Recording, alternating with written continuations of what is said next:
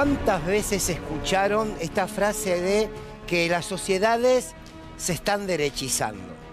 Se repite en varios lados. Claro, se vio lo que significó Bolsonaro en Brasil, lo que significó Trump en los Estados Unidos, podríamos hacer una lista bastante más larga, y se empezó a instalar parte de un relato que dice las sociedades se han derechizado. Y viene de la mano con otros, que es que la juventud se ha derechizado. Y que la rebeldía hoy en día se ubica en la derecha. Quiero abrir un paréntesis antes. A muchos no les gusta hablar de izquierda y de derecha. Existen las izquierdas y las derechas. Por tanto, me parece una buena síntesis, por eso la propongo. Cierro paréntesis. Digo, que Milei, que Javier Milei crezca en las encuestas, según los encuestadores, que a decir verdad, trabajan con enorme profesionalismo, pero parece que no la pegan mucho con la técnica, no han dado buenos resultados últimamente, y esto es un hecho de la realidad. Que Milei crezca en estas encuestas no significa que las sociedades se hayan derechizado. Uno lo primero que piensa es, sí, mirá lo que dice Milei, mirá lo que piensa Milei, mirá lo que propone Milei, fíjate que cada vez tiene más votos, entonces la sociedad está en un proceso de derechización. No. ¿Y por qué les propongo que pensemos que no? Porque Milei no representa nada concretamente en términos políticos. Quiero decir, Milei no defiende nada en concreto. Milei es el desprecio por la política, es la antipolítica y es el desprecio por lo colectivo.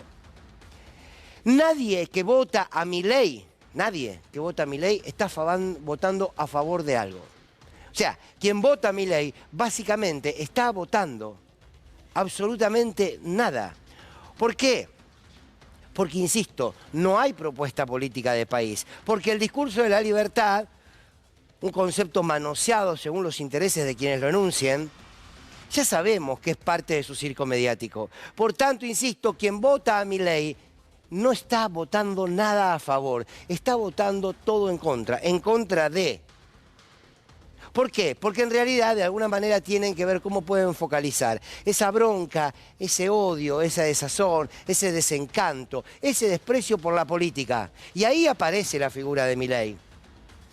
Y ojo, Milei, ni el mamarracho de Esper, ni Villarroel, ni toda esa banda de fascistas, creo que debemos hablar cada vez más claro, son una banda de fascistas, ninguno de ellos son el antipoder. Ese discurso que quieren instalar, que ellos van en contra del poder establecido, es mentira. Milei es la construcción del poder al que llamamos real para destruir la política. Es un instrumento del poder económico, financiero y mediático en algunos casos para destruir la política, porque es el único instrumento que más alcance tiene el pueblo. Cuanto más deteriorada esté la política, cuanto más castigada, cuanto más estigmatizada, más crece Milei. Y esa es su tarea. Él es parte de la política para destruir la política, una especie de caballo de Troya. Ahora, Milei no cayó de un repollo. Y nos es muy fácil a todos y a todas sentarnos horas para criticar lo que dice, lo que enuncia, lo que significa Milei. Ahora, hay algo de lo que debe hacerse cargo la democracia. Cuando se construye un sujeto tan antidemocrático, la democracia tiene que preguntarse por qué. Y Milei es un emergente, recién lo hablábamos con Pablo Dugan. Milei emerge entre la estafa de Mauricio Macri y la desilusión del Frente de Todos. Ahí nace Milei. Por eso nace esta lógica de la antipolítica. Algunos dicen que Milei sintetiza que se vayan todos, puede ser. Ahora, lo que está claro es que la diferencia de aquel que se vayan todos el 19 y 20 de diciembre del 2001 y este que puede sintetizar Milei es que uno estaba arreglado por la necesidad, por la desesperación, por la necesidad de cambiar, y lo de Milei, el que se vayan todos, está arreglado por el odio. Hay una diferencia. Por lo tanto, nadie puede creer que Milei enfrenta al poder. Milei no enfrenta al poder. Milei es una migaja que se le cae al poder y hace el juego que hace. Por eso, quienes dicen que los jóvenes hoy entienden que la rebeldía está en las filas de Milei, es otra mentira. Primero, ¿por qué? Porque nuestro colega Nahuel Sosa hace unos días nos contaba de un informe que se hizo en la Universidad de Buenos Aires, donde le fueron a preguntar a los militantes de los libertarios, le fueron a preguntar si estaba de acuerdo con la compra y venta de órganos, como propuso Milei. Dijeron que no. Si estaban a favor de que cierren las universidades, dijeron que no. Sin embargo, reivindicaban a Milei. Si estaban a favor de terminar con el Estado, dijeron que no. Sin embargo, estaban a favor de Milei. ¿De qué habla? De que el espacio de los libertarios, básicamente, es un espacio en donde se encuentran emociones violentas. Y Milei la sintetiza muy bien. Por tanto, nadie que ponga en discusión el poder real puede decirse rebelde. La rebeldía nunca puede ser de derecha, porque la rebeldía confronta con el poder, no va de la mano del poder. Sí, puede ir de la mano del poder popular en todo caso, pero ese poder popular tiene que poner en discusión a las estructuras del poder dominante. Por lo tanto, los jóvenes que sientan que en el espacio de Milei hay una propuesta revolucionaria, o un joven que a corta edad es de derecha, diría nuestro querido Víctor Hugo Morales, diría, un joven de derecha es un joven que envejeció antes de tiempo. Y es muy cierto. Tenés que sentirte muy viejo para ser joven y poner ese impulso y esa fuerza en pos de contra todo. Y no preguntarte después del contra todo qué. Los libertarios, Milei, Esper y otros tantos, son el hombre primitivo, que no respeta los vínculos sociales, que no respeta las conductas sociales, pero que aparte vive en la ley de la selva, del sálvese quien pueda. Son primitivos en su manera de pensar, en su manera de accionar y en lo que proponen.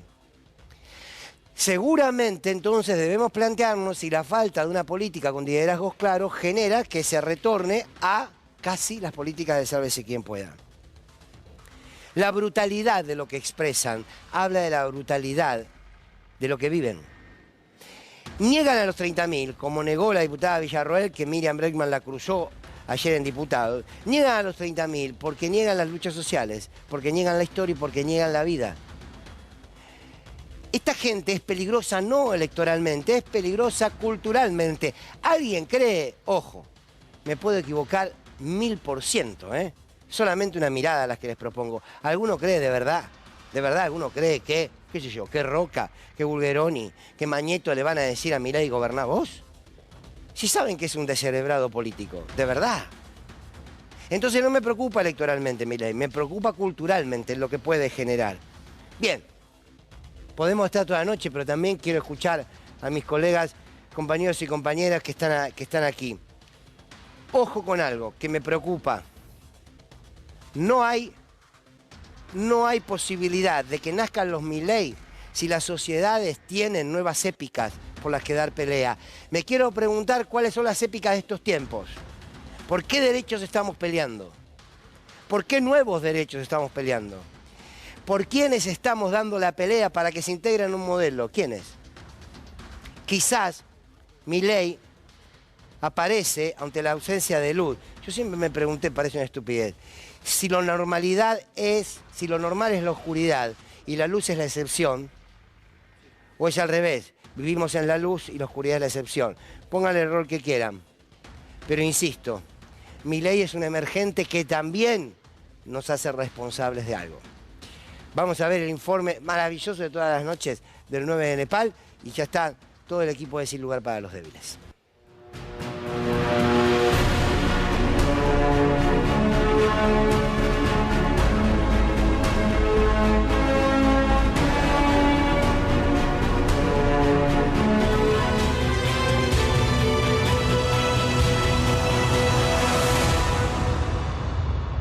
La antipolítica ya no es solo algo que está despolitizado, sino que tiene que ver que construir como enemigo a quienes ejercen la práctica política, a quienes la representan. ¿Te das cuenta que es un modelo de saqueo? ¿Te das cuenta que son un conjunto de delincuentes hijos de p***?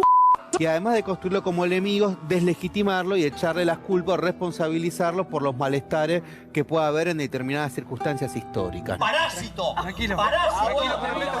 La política inútil. La idea de la que la antipolítica sea, la grieta sea política, antipolítica, Estado versus antiestado, populismo versus antipopulismo, es decir, viste una cadena de equivalencia, ¿no? Sí. Kirchnerismo, antiquillerismo, peronismo, antiquillerismo, es decir, se empieza como de alguna manera ampliar ese repertorio, es que se genera esta idea de un nosotros y un ellos, ¿no?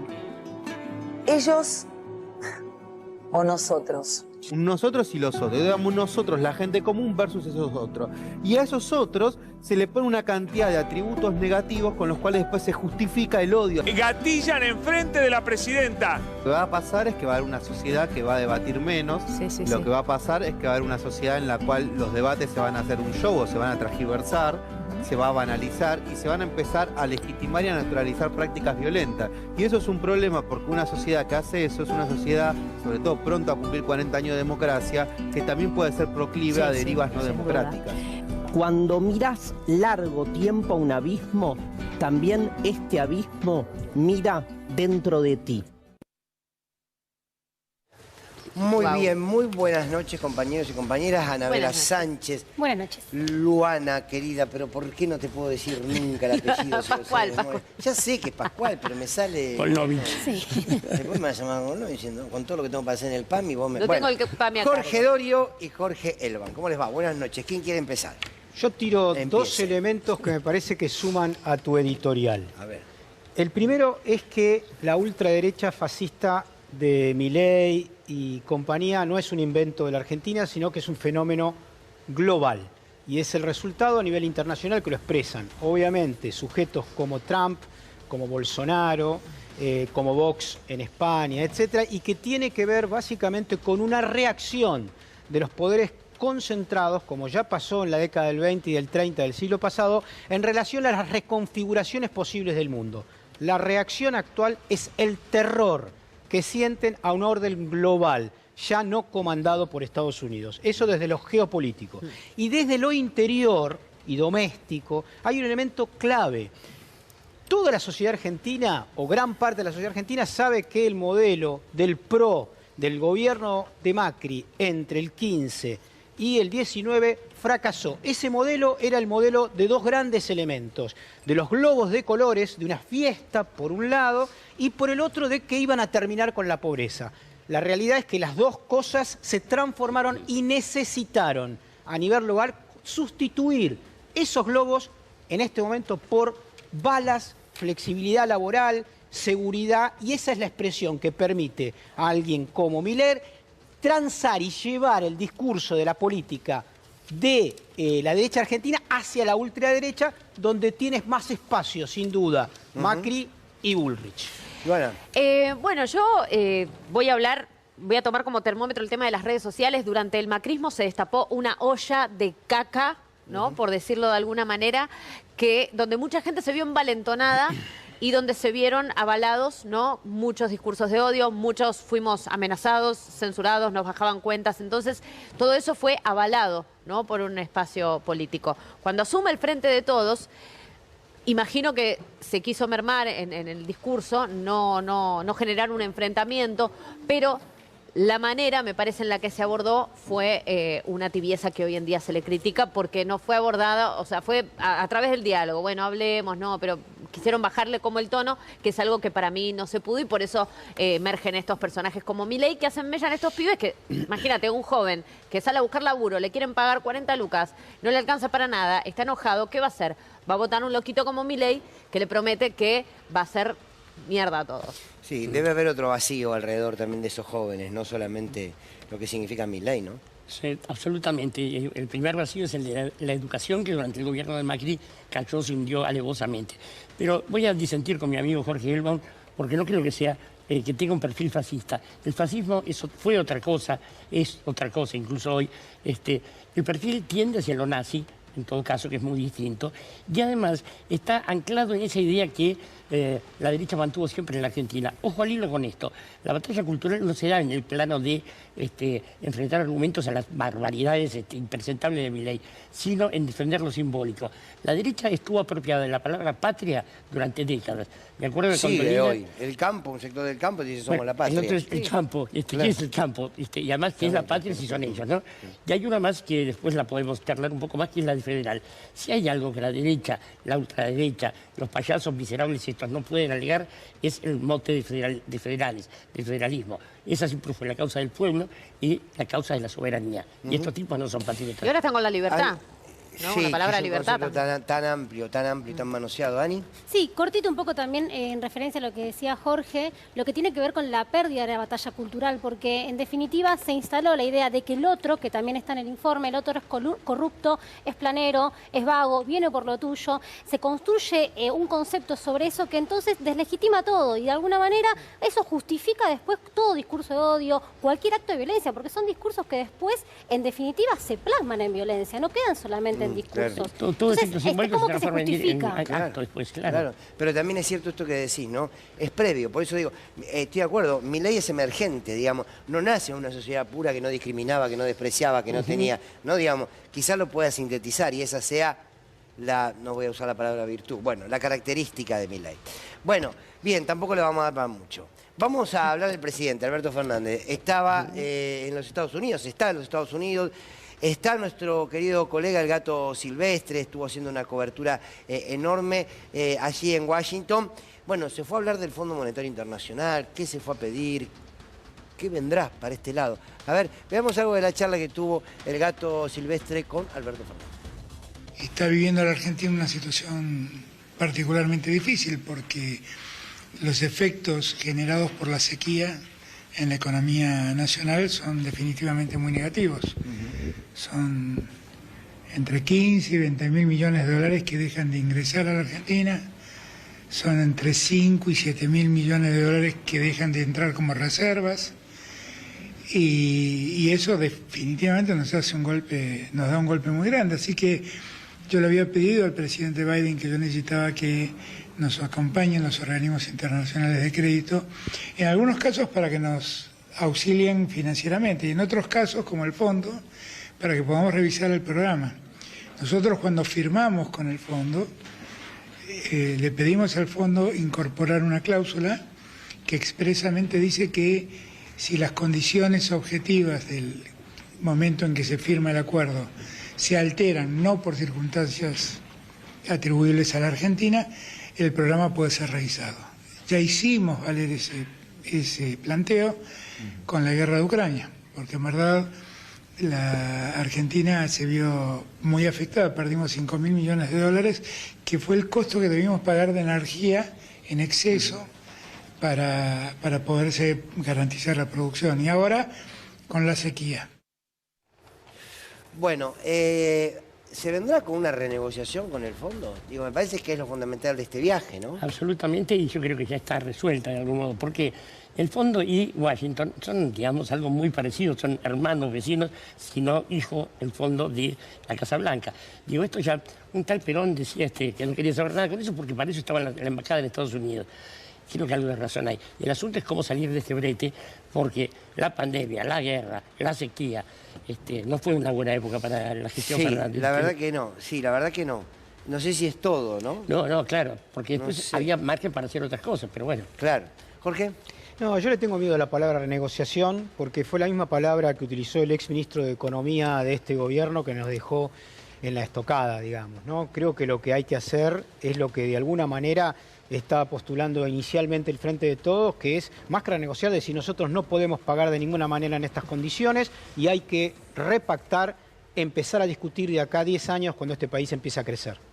Bien, Ani, a ver, también desde allá le enviaron un mensaje a Cristina, mejor dicho, entre ellos enviaron un mensaje, la gente de Trump, corregime si me equivoco, y que tiene que ver con Cristina Kirchner. Claro, el senador Ted Cruz, que es hoy en día aliado de Donald Trump, que en su momento, en el año 2016, de hecho, le disputó la interna a Donald Trump, pero ahora son amigos, son de lo que sería el extremo republicanismo, por decirlo de alguna forma. Bueno, hizo un pedido de investigación, hizo un pedido para prohibir a Cristina Kirchner en los Estados Unidos. Y a eso le contesta la vicepresidenta a través de un hilo de tuit donde también habla un poquito del perfil de Ted Cruz. Tal cual lo dije, proscripción. Y para que nadie tenga dudas, del norte te llegan los refuerzos al Partido Judicial y a Comodoro Pi. ¿En serio lo van a seguir negando? Dale. Y ahí ella pone lo que es el pedido del senador de Estados Unidos, donde pide que se la investigue y se la sancione por corrupción. Tenemos otro tuit más. ¿Qué te metés, flaco? No te diga, ¿no? En el siguiente tuit dice Ted Cruz, el senador de Estados Unidos que más dinero recibió de las empresas de petróleo y gas en el año 2018. Y acá tenemos vaca muerta, segunda reserva tercera de gas shale y cuarta de petróleo shale a nivel mundial. Y ella pone una nota que demuestra claramente cómo el personaje también es lobista de las petroleras y por qué de alguna manera se ha opuesto un gobierno nacional y popular que ha ido por la soberanía nacional, como fue en el caso de YPF. Claro. Empezamos a encontrar la claro. Exacto, no es porque sí. No es porque sí. Yacimiento Vaca Muerta que recuperamos junto a YPF en mi segundo mandato durante el año 2012. ¿Te das cuenta por qué nos dejaron afuera de la cancha? Se nota mucho. Y para terminar, Cristina Fernández de Kirchner también menciona otra denuncia que ya había hecho el senador republicano y dice: por si todo esto fuera poco, 5 días antes de que intenten asesinarme, el senador Ted Cruz había pedido sanciones en mi contra por las acusaciones del fiscal Luciani. Como verás, todo hace juego con todo. Bien, ahora sí, ahí lo tenemos. Ese es el personaje, ese es Ted Cruz, que es senador republicano que hoy hizo este pedido, concretamente, de prohibir el ingreso de Cristina Fernández de Kirchner y su entorno, porque dice que ella, con sus políticas, ha atentado contra la seguridad de los Estados Unidos. Te agrego una cosita. ¿Lo qué? Te agrego una cosita chiquita que es importante. Me tomé el trabajo hoy de ver en qué medio de Estados Unidos había aparecido este pedido desubicado de Ted Cruz, hijo de mexicanos, senador por Texas. En ningún lado. ¿No? Solamente, no, en ningún lado. No, solamente en Argentina y en Clarín.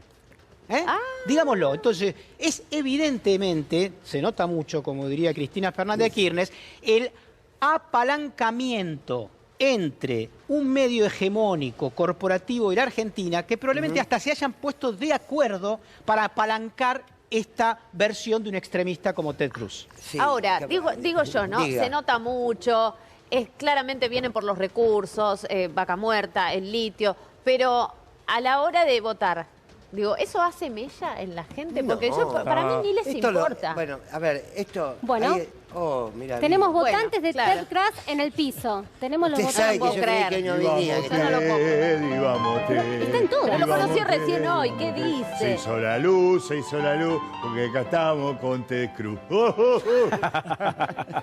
Yo pensé que hoy no venía. No, ¿cómo no voy a venir? No, yo soy como las buenas noticias. Tardo en llegar, pero al final hay recompensa. No, estamos chochos porque por fin alguien que toma las cosas en sus manos y dice, mire cómo será la corrupción que se ve de Estados Unidos, ¿no? Porque este tipo en general no opina nada de lo que pasa acá porque no le llega porque no es un tema que le importe, pero bueno, en este caso. Ani, ¿quién es este Ted Cruz? Bueno, claramente es un personaje polémico. De hecho, muchas veces, incluso desde los medios en Estados Unidos, han dicho que está como más a la derecha de Donald Trump. Un personaje que ha apoyado el golpe de Estado en Bolivia, también estuvo en contra y criticó a la Corte Suprema de Estados Unidos por permitir el matrimonio igualitario. Obviamente su política contra los migrantes tiene que ver con levantar los muros más altos que se les puedan imaginar. O sea, el muro de Trump no alcanza, vamos mucho más altos. Y así sucesivamente un montón de cosas que tienen que ver, obviamente, con una radicalización de una extrema derecha. A la gente más canosa también, ¿no? Está ligado a la gente más canosa, digo, el grupo de cubanos que vienen combatiendo contra Fidel y todo lo que se le parezca. Gente con barba, gente alta, gente que juega al béisbol o Diego Maradona. Bueno, de hecho trajimos un material que sucedió cuando... Ni bien asume Gustavo Petro y Francia Márquez en Colombia, él sale a hablar, porque siempre cuando sucede algo en Latinoamérica, los republicanos estos están ahí al pie del cañón para hacer algún comentario, para decir marxismo, socialismo, invade Latinoamérica. Escuchémoslos y después debatimos. Governments across South America, Central America, and the Caribbean are controlled by socialists. All of these governments, with only one exception, are also overtly and ideologically anti-American. They are committed to undermining American security and to endangering Americans. This weekend, on Sunday, Colombia will become the 10th government in the region controlled by the hard left when the country's new president, Gustavo Petro, will take office. I am deeply worried that once he does, Colombia will join the ranks of anti-American forces in Latin America. Petro is the first openly Marxist to be elected president of Colombia. He was brought to power by Colombia's leftist fringe, including guerrillas and terrorist groups. Our foreign policy should use carrots and sticks in order to incentivize other countries to behave in a way that benefits American interests. Bueno, básicamente es el discurso eterno de los Estados Unidos. Van cambiando de países como de figuritas. Eso te iba a decir, el personaje es payasesco, más que incluyente. Sí, pero ¿cómo habla inglés? No te creas que es tu territorio. Pero ¿cómo habla inglés? A ver si ustedes tienen esa pronunciación. Los escucho. No, gracias.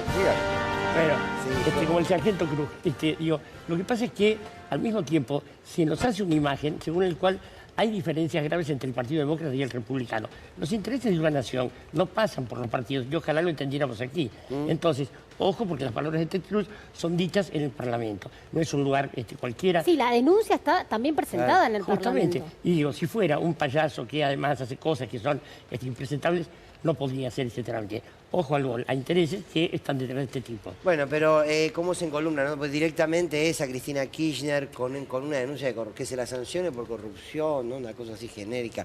Bueno, muy bien. Vamos a... Usted quería decir algo y lo interrumpí. Sí, igual están las películas también, que son buenísimas todas las películas de Tom Cruise. Pero este no es el actor. Son en general, él hace los papeles, no le pide a los dobles que no se maten por él. Doble mérito. Bueno, no le rompa. Ana, ¿tenés una Cristina más? Sí, es chiquito y para cerrar, la semana pasada Cristina Kirchner en el Grupo de Puebla hace una mención a, ojo con esto que están instalando en denigrar a los campos nacionales y populares porque vienen por algo. Escuchemos a Cristina hace una semana hablando en definitiva por qué tanto se estigmatiza al campo nacional y popular. La estigmatización también tiene... Y esta persecución también tiene otro objetivo. No es solamente el de volver a imponer un modelo económico, sino tiene otro gran objetivo, que es disciplinar. A instalar el miedo. Porque ¿quién se va a animar otra vez a, por ejemplo, tareas como la de recuperar las FJP, o recuperar YPF, o decirle no al fondo? Entonces es necesario también recuperar un sistema judicial, no solamente por lo que nos pueda pasar a dirigentes políticos comprometidos con los intereses populares, sino también para enfrentar los dramas de nuestro tiempo que estamos viviendo, desde el narcotráfico hasta cuando vengan también por los recursos naturales. Esto es necesario. Bueno, a ver, me quedo con la palabra del disciplinamiento, ¿no? Sí. Porque es cierto, cuando te pegan los diarios de acá en Argentina, cuando te pega este muchacho de los Estados Unidos, cuando, digamos, vas disciplinando. Nosotros tenemos una dirigencia política disciplinada. Y a ella se le suma el género, porque al ser mujer más todavía la van a querer disciplinar y que agache la cabeza. Sí, yo no creo que Ted Cruz no distingue mucho entre hombres y mujeres. Tiene una mirada más bien abarcadora. Pero en cualquier caso, siempre que hubo una potencia imperial, hizo estos ejemplos de disciplinamiento. Gran Bretaña lo mostró a Pasto hasta que se cansó y hasta que le ganaron. Alemania lo hizo. Digo, vamos a Polonia, vamos a los Sudetes, pero entramos primero por Austria, que es casi ilegal. Y bueno, es ahí la misma política. Los países serios del mundo. Nombró los países serios del mundo. Los que nosotros queremos ser. Ya está, me callo, ya está. Lo dijo él solo. ¿Por qué no vaya a vivir allá? Yo quiero agregar una cosita en relación a esto, que me parece clave. La pregunta es por qué los dirigentes de un país soberano como la Argentina, de Juntos por el Cambio, no repudian, en todo caso, a alguien como Ted Cruz, que está interfiriendo en la política nacional. Obviamente es una pregunta retórica, es claro que son socios en la construcción de una política local. Juntos por el Cambio es socio de Ted Cruz y obviamente de los medios hegemónicos. Bueno, volvemos aquí a nuestro país y empezamos hablando de Milei, hablando de Esper, y lo que significa la violencia discursiva, que como decía Ana también después se termina traduciendo en hechos concretos, cómo se ha legitimado, ¿no? Y uno empieza a encontrar de un tiempo a esta parte cómo ante los discursos violentos de la derecha, del nazismo, llámenlo como quieran, empieza a encontrar respuesta y para mí eso es sano. A veces el campo nacional y popular, ¿viste? Le ponemos demasiada mermelada a todo, para no caerle mal. Estos tipos te dicen barbaridades y ahora se le está empezando a contestar. Escuchemos lo que pasó con Agustín Rossi y Esper hoy en el Congreso. La verdad, señor jefe de gabinete, yo no sé cómo le da vergüenza en lugar de venir a brindar un informe a los representantes del pueblo, dedicarse 30 minutos a hablar de algunos números, todos tirados de los pelos, y luego a venir acá a cagarnos a pedos por poco. Una vergüenza. No ha dicho nada sobre el flagelo inflacionario. Yo lo escuché atentamente y usted ni siquiera tiene la educación de mirarme cuando le hablo. Además de cobarde, no, míreme acá, me tiene acá. No te hagas el canchero, cara dura. Tuve 10 años acá. Nunca me insultaron tanto como usted. Nunca, ¿eh? Se lo quiero decir, tiene un mérito. Si quería sacarse una cucarda, tiene un mérito. Supongo yo que será que su forma fascistoide de expresarse, digamos, ¿no? Pero claramente, diputado, se lo quiero decir con absoluta claridad, digamos, ¿no? Bueno, esto se da con se empieza a dar de forma repetida. Por eso yo creo que está bien poner estos límites, ¿eh? No pueden decir cualquier cosa. No, Rossi, Esper tuvo suerte, porque Rossi es una persona muy temperamental, lo conocemos hace muchos años. Creo que si hubiera estado más cerca podría haber terminado más como otros episodios. Pero en cualquier caso, por lo menos hay una respuesta clara y frontal. Creo que es lo que nos ha faltado durante largo tiempo, ¿no? Creo que Juan Grabois los últimos días hizo lo que hay que hacer. Sí, que hay que empezar a contestarle a esta gente cómo se merece, etiquetándolos como lo que son. De alguna manera Rossi lo dijo cuando dijo comentario fascistoide. Estamos frente a una cultura fascista. Jorge decía, nazi, concedo, nazi, fascista, cualquiera de las dos. Es muy peligroso porque tienen la violencia como mecanismo de control social.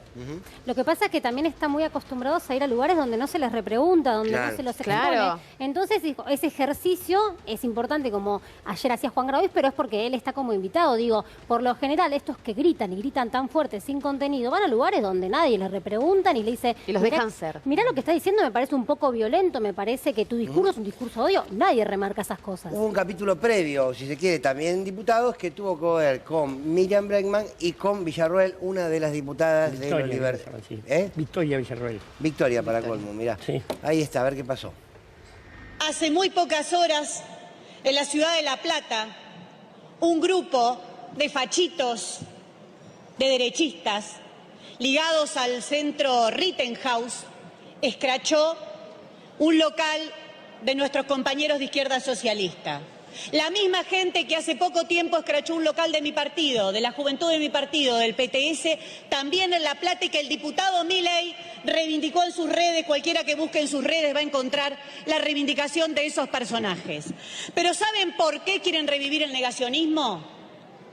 Porque ellos saben que sus políticas... Cállese, cállate la boca, deja de defender los genocidas, Villarroel. Cállate la boca, déjame hablar. ¿Saben por qué Villarroel interrumpe? ¿Saben por qué Milei reivindica esos atentados? ¿Por qué reivindican el negacionismo?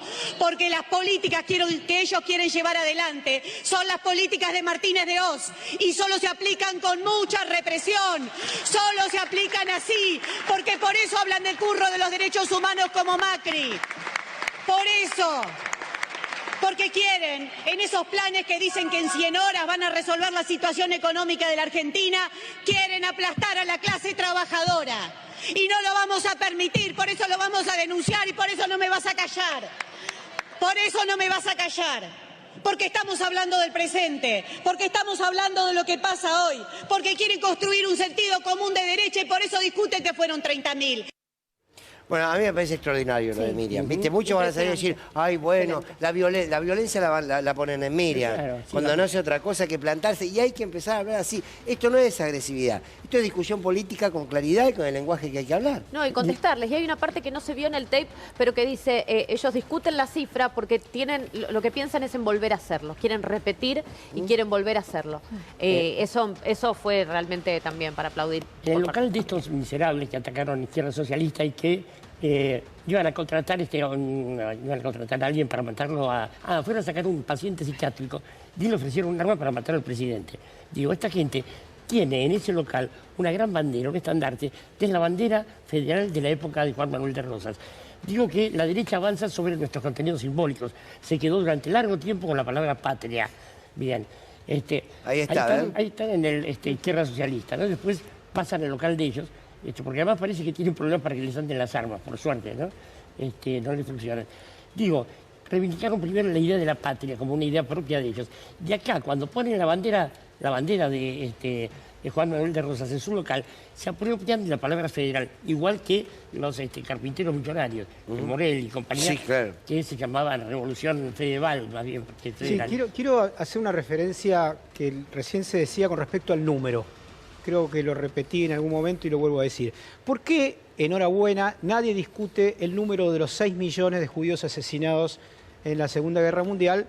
Que efectivamente no hay duda que no debieron haber sido exactamente 6 millones, porque 6 millones es un símbolo intocable que incluso cuestionarlo en algunos países del mundo, como por ejemplo en Alemania o en Francia, es un delito que lleva a la cárcel. ¿Por qué en Argentina un símbolo que es similar en términos de un genocidio realizado en nuestra patria es sistemáticamente insultado y escupido por estos fascistas? Y esa es una pregunta que nos tenemos que hacer como sociedad. No, ¿sabés por qué creo? Porque tenemos mucho miedo, te tomo la palabra justo iba a decir, a la sanción. Casi que decimos, bueno, a ver, esta lógica, el poder dominante ha instalado los parámetros de lo que es la libertad de expresión. Entonces, el mismo poder te dice, si vos tocas esto o limitás esto, estás violando la libertad de expresión.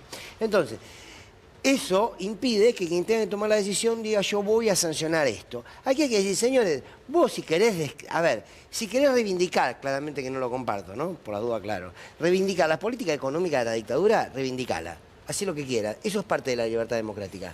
¿Sí? Por más que esas políticas económicas hayan generado hambre y hayan generado destruir la industria. Ahora, negar a los 30.000 o hacer apología de la tortura, no. ¿Sabés qué? No lo puedes decir. Uy, me atenta contra la libertad de expresión. Sí, te atenta contra la libertad de expresión. Sí. Y anda y saluda bueno, a Angela Merkel es que la Constitución es una arquitectura de derechos. Es decir, vos tenés libertad de expresión, pero también tenés un elemento que es que no podés incitar al delito. Exacto. Entonces, cuando vos estás diciendo de que hay compañeros y compañeras que estuvieron detenidos, desaparecidos, asesinados, torturados, etcétera, no existieron, como decía Videla, no están. Que es lo mismo, lo que están diciendo es el mismo discurso de Videla. Bueno, tenés que tener herramientas, aunque sea de la sociedad civil, para que esta gente que dice esas barbaridades pague el costo de alguna manera de lo que está diciendo. Es muy frustrante pasearse por las redes sociales y ver que hay videos con ediciones de Videla, por ejemplo. En la red TikTok vos pasás por tu pantalla de inicio y ves pasar ese tipo de videos de chicos jóvenes reivindicando a un genocida. La verdad, yo no sé cómo se hace para eso, pero de alguna forma se va a tener que hacer. Sí, igual un poco volviendo a lo que debatíamos antes, no termina solamente en lo que se dice, sino vos tenés hoy en día en el Congreso a una diputada negacionista que defiende a los dictadores, que se sentó, que era abogada de los dictadores, que es en parte lo que Miriam Bregman remarca, digo, es parte de la política argentina. Y también lo que se lleva al acto es el discurso de odio con un tipo que después está con un arma enfrente a una unidad básica, violentando esa unidad básica, y a otro que intentó asesinar a la vicepresidenta. No queda solamente en los discursos. Esto es importante porque todo pasa a la acción y todo es parte del entramado político actual que tenemos hoy. Me dijeron que estuviste con Macri. Así es, porque él se bajó, si bien ya no estaba más en carrera, ¿no? Se bajó de la carrera presidencial, entonces está en modo ya fue todo. Él ahora ya puede decir, salió del todo, del closet del facho y puede decir cualquier barbaridad que no va a pasar nada. Y grabó una canción diciendo lo que piensa. A ver.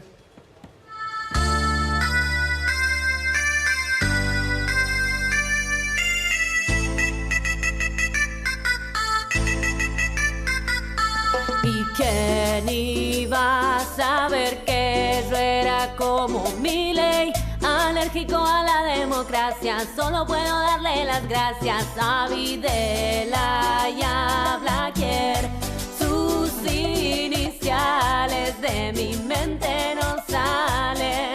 Y ahora quiero que la Argentina sea mía y no de Cristina, diciendo los derechos humanos solo son tu currito. Y ahora quiero que la Argentina sea mía y no de Cristina, diciendo los derechos humanos solo son tu currito. En un paredón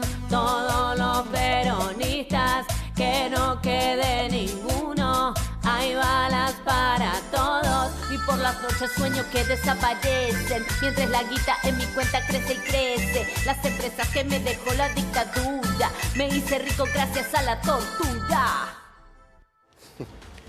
Fuerte, ¿eh? Lo dijo. Muy bien. Fuerte. Ya está sin filtro total. Sí. Ya está, no le importa nada. El general Martín Balsa me dijo, si se hubiera castigado a los del 55 y los de los bombardeos, otro sería el cantar. Pero Claro. recuerdo, además, que la forma en que se lo difamó a Perón antes de las elecciones, se revirtió con esto, no sé qué cámara lo puede mostrar. Ante el libro azul que había sacado la Unidad Democrática, sacado Perón el libro azul y blanco. Y les recuerdo, ganamos las elecciones del 24 de febrero del 46. No voté. Pero bueno, Canta mucho mejor, le digo, ahora que cuando hacía la imitación de Freddie Mercury.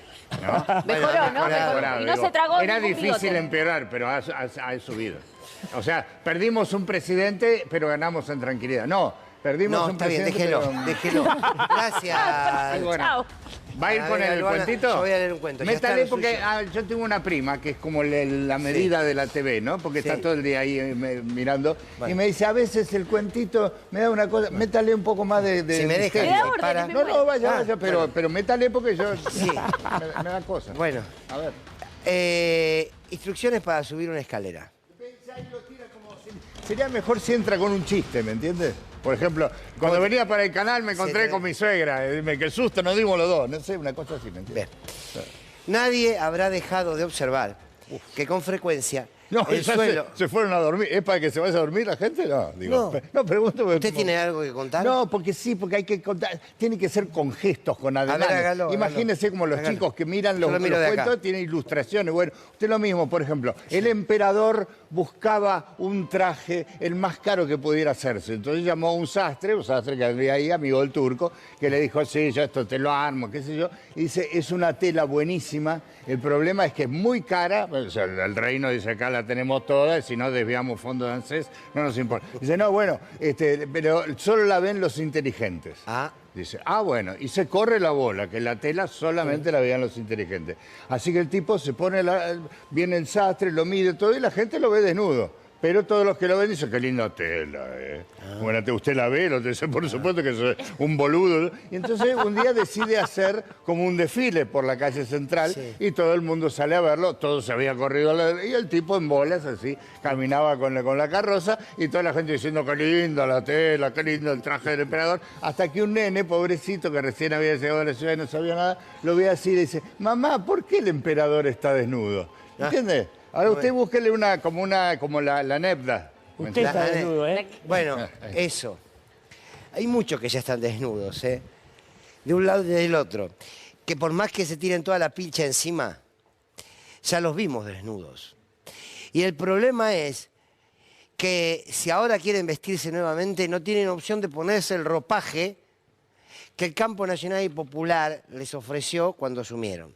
Y a los del otro lado, quieran o no, se tienen que poner el ropaje de la democracia, porque costó mucho la democracia para que legitimemos tanto odio multiplicado en lo discursivo y, como decía Anabela Sánchez, que luego se transforma en hechos concretos de violencia.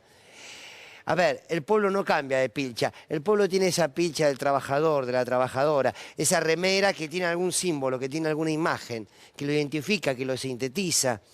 Ese pueblo que está vestido conociendo lo que significó en este país, en bastantes años, vivir con dignidad. La pilcha de la dignidad no le cabe a todo el mundo. ¿Saben qué? No le cabe a todo el mundo. Hay algunos que se la tienen que poner de inmediato, porque la dignidad de ellos va a la nuestra. Y hay otros que ya están desnudos y que por más que se tiren toda la ropa encima, la imagen de su desnudez no la olvidamos. Nos encontramos mañana aquí en Sin Lugar para los Débiles.